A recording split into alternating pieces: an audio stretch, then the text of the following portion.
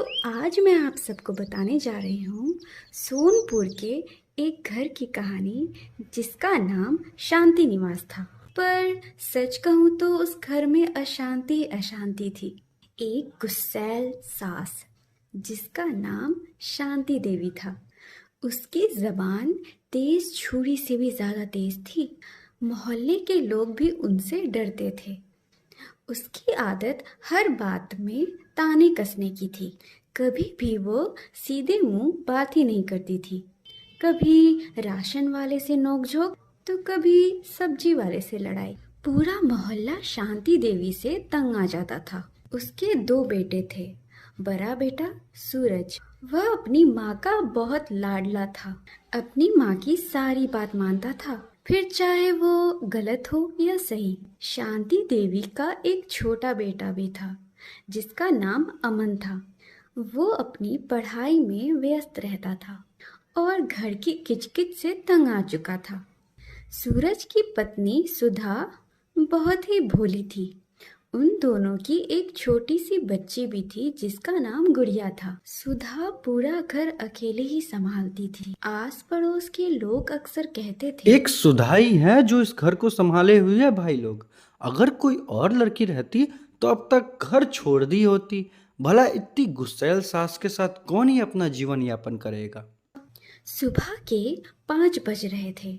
सुधा रोज की तरह अपने कामों में लग गई थी। सुधा अपनी सास के लिए इलायची और तुलसी की चाय बना रही थी। चाय बनाकर वह अपनी सास को देती है। ले आई चाय, बहुत देर कर दी। तेरा हाथ का जल्दी नहीं चलता, किसी काम की नहीं है। अब क्या मेरे सर पे नाचेगी? जा इधर से। थोड़ी सी चाय चखते ही उसकी सास चिल्ला उठती है, अरे करम जली, ये कौन सा जहर पिला दिया मुझे? ऐसी गंदी चाय, मन तो करता है तेरे मुंह पर फेंक कर मारूं। हटा इसे। जाने मुझसे कौन जन्म का बदला ले रही है। मेरी मती मारी गई थी जो इससे अपने बेटे की शादी करा दी मैंने। कोई और पसंद कर रखी थी मैंने जो मोटा पैसा लाती। मेरी तो किस्मत ही खराब है जो इसे पसंद कर लिया बाद में। ना मुझे पोते दिए इसने। जा जाकर नाश्ते की तैयारी कर। सुधा उदास होकर अपने कामों में लग जाती है। फिर उसका पति सूरज उसके पास आता है और कहता है, अरे ओ मूर्ख औरत, तुमने फिर से मेरी माँ का मूड खराब कर दिया।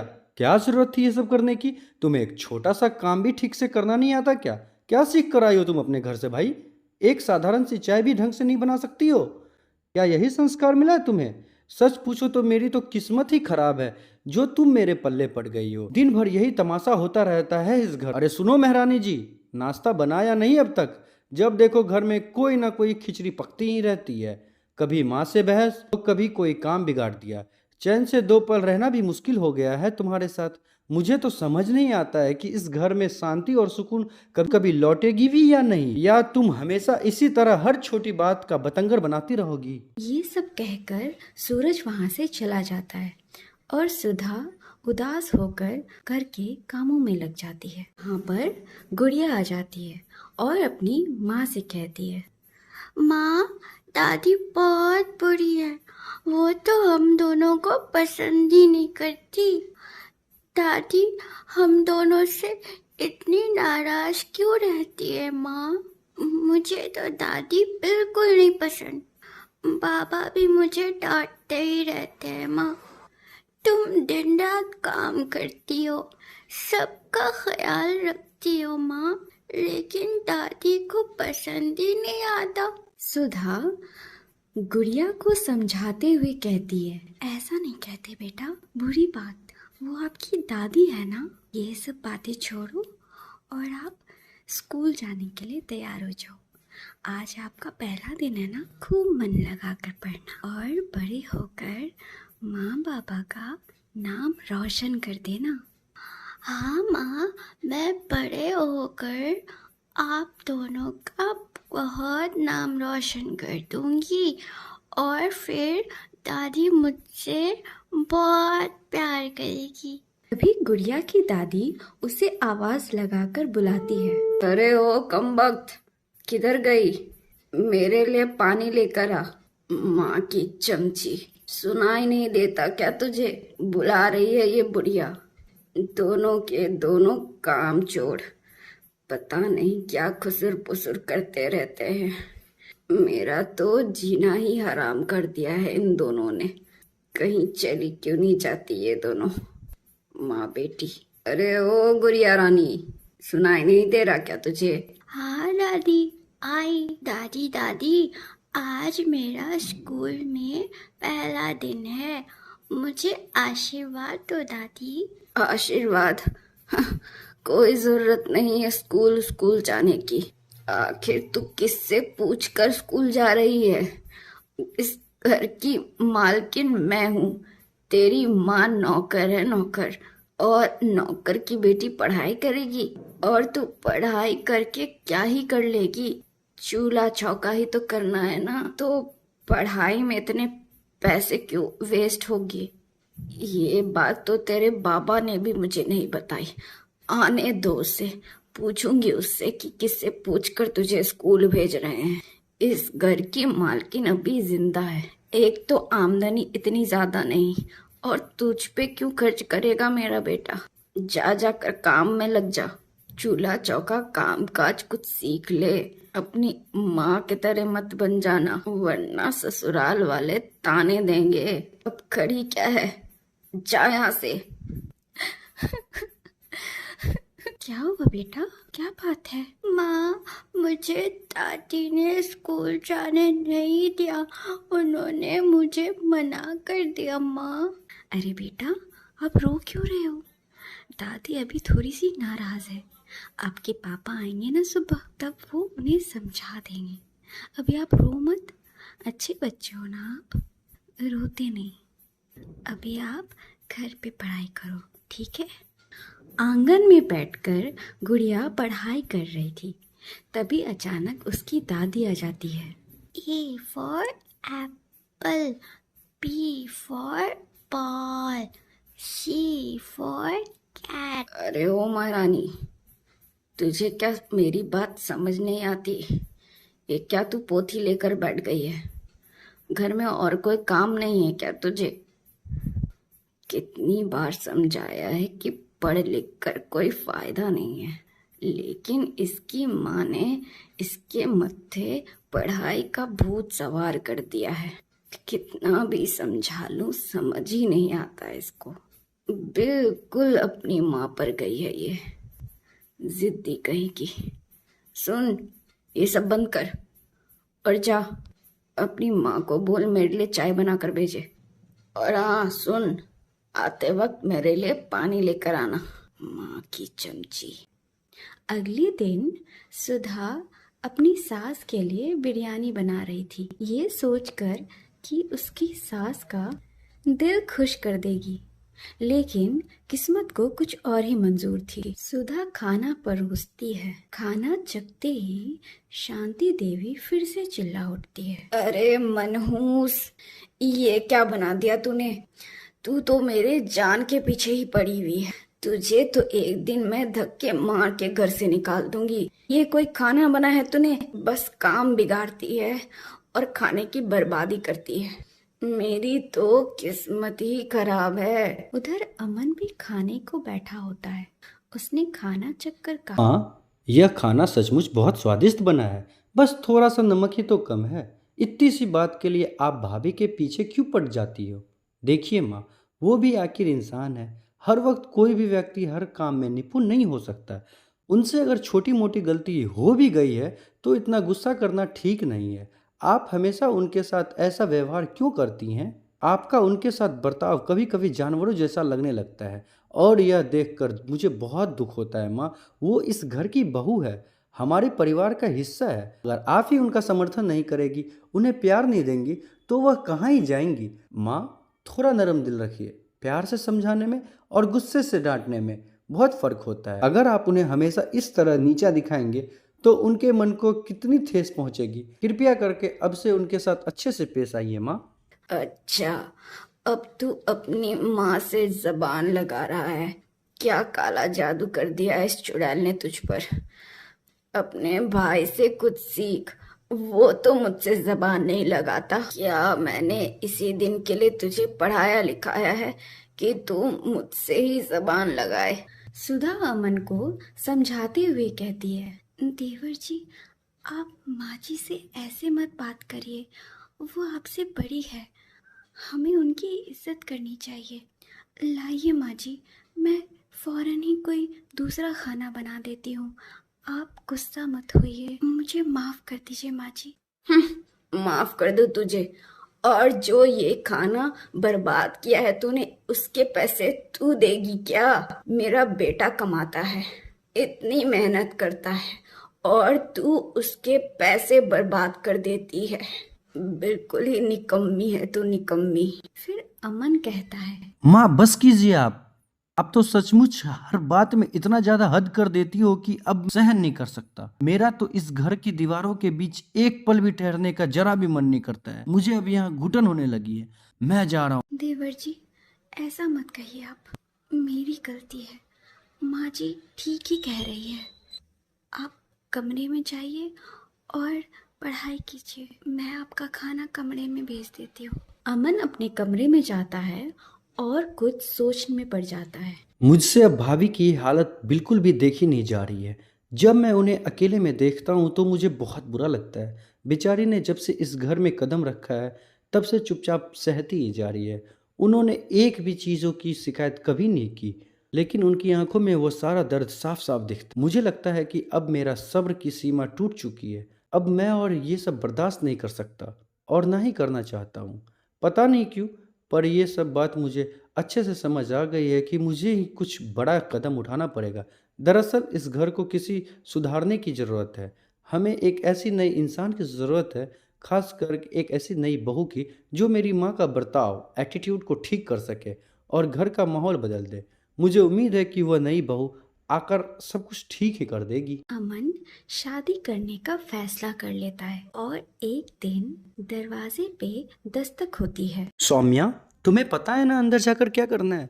बस माँ को सुधारना है। तुम ज़्यादा ओवर एक्टिंग मत कर देना जिससे मेरी माँ पकड़ ले। अरे वो सब तो तुम मुझ पर छोड़ दो, मैंने अच्छो अच्छो को सीधा किया है। फिर तुम्हारी ये माँ क्या चीज है? घी जब सीधी उंगली से ना निकले तो उंगली टेढ़ी करनी पड़ती है बच्चू। चलो अब अंदर चलते हैं, यहीं खड़े रहेंगे या बातें बनाएंगे?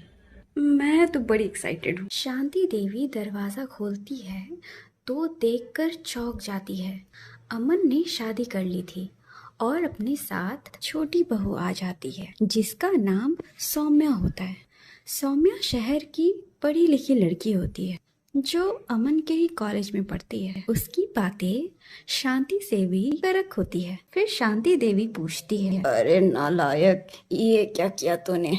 मुझसे बिना पूछे बहू ले आया, और ये क्या विलायती बहू लाया है तू? माँ, मैं सौम्या से पिछले 4 सालों से प्यार करता था। मैंने सोचा इससे शादी करके अपने घर ही लेकर चले आऊँ। वैसे भी भाभी से काम तो अच्छे ढंग से होती नहीं है, कम से कम ये कर दे। और अब ये जैसी भी है तो तुम्हारी छोटी बहू है ना माँ। ठीक है ठीक है, समाज में मेरी बेइज्जती मत करवा और अंदर आ। क्या नाम है इस लड़की का? मेरा नाम सौम्या है और आपका क्या बूढ़ी अम्मा है? बदतमीज, अपनी सास को बूढ़ी अम्मा कहती है। फिर अमन जवाब देता है, अरे माँ छोड़ो ना, इसकी तो मजाक करने की आदत है। वैसे भी शहर से है तो थोड़ा एडजस्ट तो हम लोगों को करना पड़ेगा माँ। और वैसे भी ये एडजस्ट कर लेगी, यहाँ इसने बोला है कि ये एडजस्ट करेगी। अगर नहीं करेगी तो जाएगी अपने पिताजी के घर। तुम क्यों इतना लोड ले रही हो माँ? चलो अपने लोग अपने घर चलते हैं। और माँ, हम लोगों को बहुत भूख भी लग गई है क्योंकि हम लोग इतने दूर से आए हैं। तो प्लीज़ माँ, कुछ अच्छा बनवा देना आज घर पर। अगले दिन सुबह के 10 बज रहे थे और सौम्या सो रही थी। शांति देवी गुस्सा होकर उसके कमरे में आ जाती है और उससे कहती है, अरे ये क्या, इतना आलस? किसकी बहू इतनी देर तक जगती है? ये तेरा घर नहीं है, मेरा घर है, मेरा, शांति देवी का। इस घर में रहना है तो तुझे जल्दी उठना पड़ेगा, जैसे सुधा उठती है। जा, जाके उससे कुछ सीख। अच्छा, मैं उनसे क्यों सीखूं? वैसे मैंने सुना है कि वो कामचोर है। ऐसा मैं नहीं, आप ही ने कहा होगा। और जब वो कामचोर ही है तो सुबह 5 बजे उठ के क्या करती है? देखो बुढ़िया, मुझसे ये सब नहीं होगा। मेरे नेल पेंट खराब हो जाएंगे, कल ही एक्सटेंशन करवाया है। अभी यहाँ से जाओ, मुझे नींद आ रही है। इससे तो बात करना ही बेकार है, ये तो मेरा बीपी ही बढ़ा देगी। दिन के 12 बज रहे थे। शांति देवी नहाने जा रही थी। फिर सौम्या को कहती है, अरे ओ महारानी, मुझे नहाने जाना है, कम से कम मेरे लिए पानी तो गर्म कर दे। हाँ हाँ करती हूँ। सौम्या ने खौलता हुआ गर्म पानी बाथरूम में रख दिया। बाथरूम जाते ही उसकी सास चिल्ला उठती है, अरे रे मर गई मैं तो। ये तो मुझे मार कर ही छोड़ेगी। न जाने मुझसे कौन से जन्म का बदला लेने आई है ये चुड़ैल। मुझे अब एहसास हो रहा है कि मैंने सुधा के साथ बहुत गलत कर दिया। इससे तो लाख गुना अच्छा मेरी बड़ी बहू है। सौम्या बाथरूम के बाहर सारी बातें सुन रही थी और मजे ले रही थी। शांति देवी को अपनी गलती का एहसास हो चुका था। वह सुधा के पास जाती है और कहती है, बेटी सुधा, इन कुछ दिनों में मुझे एहसास हो गया है कि तू ही मेरी सबसे अच्छी बहू है और मैंने तेरे साथ बहुत गलत किया है बेटा, मुझे माफ कर देना। फिर सुधा कहती है, अरे माँ जी, आप माफी मत मांगिए, आप मेरी माँ समान हैं। मुझे तो बस आप आशीर्वाद और अपना प्यार दीजिए। सौम्या फौरन अमन के कमरे में जाती है और उससे कहती है, अरे अमन, हमारा प्लान तो सक्सेसफुल रहा, तुम्हारी माँ सुधर गई है। अब उन्हें एहसास हो रहा है कि वो भाभी के साथ कितना गलत कर रही थी। जब बात खुद पर आ जाए ना तो लोग सुधर ही जाते हैं। तुम ठीक कह रही हो सौम्या। लगता है माँ को समझ आ ही गया है कि उसकी बहू हीरे जैसी है। आखिर जब अपने पे बात आती है तभी समझ आती है। मुझे पूरा भरोसा था कि तुम मेरी माँ को सुधार ही दोगे। वैसे माँ ने बहुत गलत किया है भाभी के साथ, लेकिन अब क्या करोगे, उसे समझ आ गया, इतना ही काफ़ी है। और साथ साथ भैया को भी बिगाड़ रखी थी अपने साथ। ना भैया भाभी को अच्छे तरीके से रिस्पॉन्स देते, ना ही कुछ करते। मुझे तो समझ ही नहीं आता, वो आखिर पति पत्नी है, उन्हें तो उनकी मदद करनी चाहिए थी। खैर कोई नहीं, अब माँ सुधर गई है। तुम ही बताओ सौम्या, उनकी भी कोई बेटी होती और उनके ससुराल वाले उनके साथ ऐसा बर्ताव करते तो सोचो क्या बीतती उन पर। मुझे तो समझ ही नहीं आता क्यों करते हैं लोग अपने बहू के साथ इतनी जालिम हरकत। वैसे थैंक यू सौम्या, तुम नहीं होती तो आज मेरे घर में खुशी नहीं आ पाती। Thank you so much Soumya. अच्छा ठीक है ठीक है, अब तुम ज्यादा सेंटी मत हो, चलो बाहर चलते हैं। ये सब देखकर सौम्या और अमन कमरे से बाहर आ जाते हैं और फिर शांति देवी से कहता है, माँ, मैंने ये सब सिर्फ नाटक किया था कि तुम भाभी को इतना परेशान करती हो और भाभी कुछ भी नहीं बोलती है। इसीलिए मैंने ये नाटक किया कि भाभी को तुम्हारे दुख तकलीफ से छुटकारा मिल सके। तुम भी तो माँ कभी बहू होगी, क्या तुम्हारी सास भी तुम्हारे साथ ऐसा करती है? अगर सोच कर देखो, तुम्हारी भी बेटी होती और उनके ससुराल वाले उनके साथ इतना बर्ताव गंदा करते तो क्या ही वो करती। आप ही सोचो माँ। बेटा, मुझे अपनी गलती का एहसास हो गया है बेटा, मुझे माफ कर दो। मुझे माफ़ कर दो मेरी अर्धांगिनी, मैंने तुम्हारे साथ बहुत गलत किया है। मैंने अपनी माँ की बातों में आकर तुम्हारे साथ इतना गलत किया है कि मैं क्या ही बताऊँ अब। ना मैंने तुम्हारी इज्जत की, ना अपनी बच्ची की इज्जत की। मुझे बहुत अफसोस हो रहा है मेरी गलतियों पर, लेकिन मैं अब क्या करूँगा। मैं बस अब तुमसे इतना ही कहूँगा कि मुझे माफ़ कर दो। मैं कभी भी किसी और की बातों में आकर तुम्हारा या हमारे बच्चे का दिल नहीं दुखाऊंगा। मुझे बहुत बुरा लग रहा है अपनी करतूतों पे, लेकिन बस तुम मेरा साथ दो अब मेरी अर्धांगिनी, और मैं कुछ नहीं चाहता हूँ तुमसे। अरे नहीं, ये आप क्या कह रहे हैं? आपकी कोई गलती नहीं है, आपने तो अपने बेटे होने का फर्ज निभाया है, इसमें आपकी कोई गलती नहीं है। माँ को अपनी गलती का एहसास हो गया है और क्या चाहिए मुझे? आप खुश रहें, माँ खुश रहे, हमारा परिवार सुखी से रहे और मुझे कुछ भी नहीं चाहिए। आप लोगों ने अपनी गलती मान ली, मेरे लिए तो यही बड़ी बात है। आप मुझे और शर्मिंदा मत करिए, मैं बहुत भाग्यशाली हूँ जो मुझे आप जैसा पति मिला। आप यूँ माफ़ी मत मांगिए। हमारी इतनी सारी गलतियों के बावजूद तुमने हमें माफ़ कर दिया। हमें और क्या चाहिए? बस भगवान का शुक्रिया अदा करता हूँ कि मेरी माँ को समझ आ गया कि तुम हीरे से भी कीमती हो। हमें माफ़ कर देना। अब शांति के घर में सचमुच शांति का रौनक फैल जाता है। उनका परिवार हंसी खुशी रहने लग जाता है।